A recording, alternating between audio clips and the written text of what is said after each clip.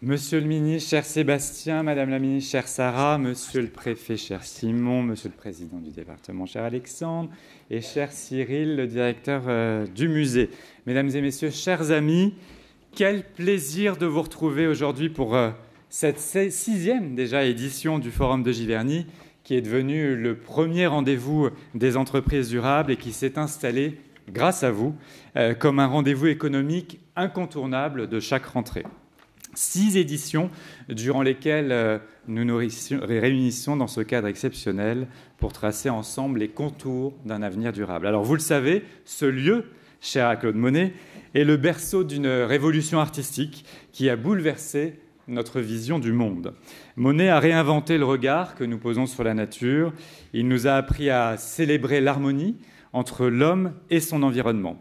En choisissant Giverny, nous nous inscrivons dans cette vision avant-gardiste. Alors je tiens à remercier le ministre Sébastien Lecornu, le préfet, le directeur du musée et les élus du département qui accompagnent et soutiennent chaque année le Forum de Giverny qui, je le sais et j'en suis heureux, est une fierté pour le territoire, comme en témoigne le choix du département et d'Eureka, l'agence d'attractivité de l'Eure en Normandie, d'avoir organisé hier un premier événement sur les sujets du développement durable, Eureka for the Planet, une sorte de before du Forum de Giverny.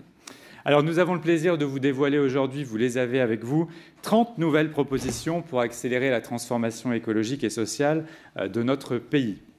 Celles-ci sont le fruit de la réflexion et de l'engagement d'acteurs issus de divers horizons, entreprises, organisations publiques, associations, instituts de recherche. La plupart sont ici aujourd'hui et je tiens à les remercier chaleureusement d'avoir bien voulu partager leur expertise et de construire ainsi des solutions concrètes. Alors c'est grâce à ces femmes et à ces hommes engagés, passionnés, qui est membre des groupes de travail, que ce laboratoire d'idées, qui est le Cercle de Giverny, grandit chaque année, tant en quantité qu'en qualité. Merci spécial à nos coprésidents de chaque groupe de travail qui ont eu la lourde tâche de trouver des points de consensus dans ces propositions.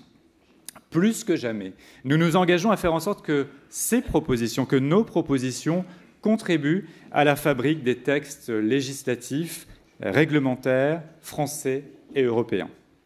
Les succès que nous avons obtenus ces dernières années ont donné la preuve de l'utilité de nos travaux. Je pense notamment à la création d'un observatoire de la communication à impact positif, porté aujourd'hui par la filière communication, ou au pilotage du groupe de travail consacré à la gouvernance dans le cadre de la stratégie nationale biodiversité du gouvernement. Et je tiens à remercier Sarah Ellery de nous avoir confié cette mission. Nous formulons des propositions urgentes, pragmatiques, parfois disruptives, celles dont nous avons grand besoin. C'est à nous tous désormais de prendre le relais et de donner à ce travail plus d'ampleur.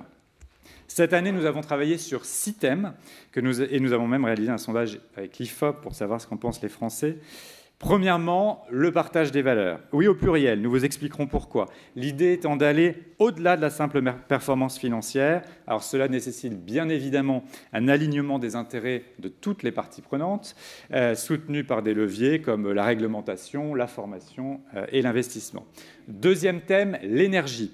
Nous plaidons pour la création de coalitions d'acteurs, attention, dans le cadre d'une approche transsectorielle et d'une vision systémique. On vous expliquera pourquoi. Nous parlerons aujourd'hui de la standardisation des méthodes de mesure et la création notamment d'un carboscore qui est dans nos propositions. 74% des Français y sont favorables. Troisième thème, les comportements. Nous appelons à la création de nouveaux imaginaires pour toucher à la fois les dimensions émotionnelles et rationnelles des individus par l'audiovisuel et l'accès à une information transparente, tout en encourageant l'incitation plutôt que la coercition. Quatrième thème, le numérique. Sur l'intelligence artificielle, nous avons travaillé sur le nécessaire équilibre entre innovation et prudence, en adoptant des protocoles éthiques et en formant entreprises et sociétés civiles à ces enjeux, tout en plaçant bien évidemment la durabilité au cœur de son développement. Cinquième thème, l'inclusion. Les dernières élections ont démontré l'importance d'une transition juste pour lutter contre les fractures sociales, apaiser les tensions et œuvrer pour le vivre ensemble. Nous parlerons projets de coopération territoriaux, index inclusion, 64% des Français y sont favorables, et restauration de la confiance. Et enfin, sixième thème, et pas des moindres, l'adaptation. L'adaptation au changement climatique, proactive, participative. C'est un processus ultra-local qui va imposer de nouveaux modèles de coopération. Un plan national est d'ailleurs dans les cartons, préparé par Christophe Béchu et ses équipes. Nous le savons, la non-adaptation coûtera bien plus cher que l'adaptation. 78% des Français estiment que l'adaptation au changement climatique doit être une priorité du nouveau gouvernement. Alors, vous l'aurez compris, grâce à ces propositions dont nous souhaitons l'adoption, nous avons beaucoup d'idées, beaucoup d'envie et beaucoup d'espoir pour l'avenir. Plus que jamais, bien évidemment, la lutte contre le réchauffement climatique et plus largement les sujets liés au développement durable doivent rester des priorités de l'agenda politique. Les entreprises ont besoin d'avoir une vision claire et stable, un cap. Alors nous sommes à un moment charnière, justement, en politique, tant au niveau national qu'européen. En France, nous attendons, vous le savez, la nomination d'un nouveau gouvernement. Nous attendons surtout de connaître, de sa part et de la part du Parlement, qui aura un rôle central, le cap qui sera fixé sur les sujets liés au développement durable. Nous attendons de connaître l'avenir du ministère de l'impossible. Rappelez-vous, en 1971, Michel Barnier faisait ses premiers pas dans l'arène politique en tant que collaborateur au sein du cabinet de Robert Poujade, alors ministre de la Protection de la Nature et de l'Environnement. Pompidou était à l'Élysée, Chaban-Delmas était à Matignon et le premier ministère de l'Environnement était créé. À la sortie du ministère, Poujade publia le ministère de l'impossible. Déjà à l'époque, Robert Poujade constatait que ceux qui avaient un intérêt pour les questions environnementales venaient à s'interroger sur la croissance et son but. Déjà à l'époque, il espérait que les règles de la comptabilité écologique changent, enfin les règles de la comptabilité tout court changent, et qu'une nouvelle comptabilité écologique voit le jour en intégrant les coûts négatifs liés à l'épuisement des ressources. Cela vous rappelle certainement certaines des propositions du cercle de Giverny. Pour terminer, le nouveau gouvernement va devoir prendre des décisions et faire des choix décisifs à court terme sur 5 sujets. Le plan national d'adaptation au changement climatique, qui est prêt, comme je vous le disais, qui doit inclure un scénario à plus 4 degrés comme référence et être mis à la consultation au plus vite.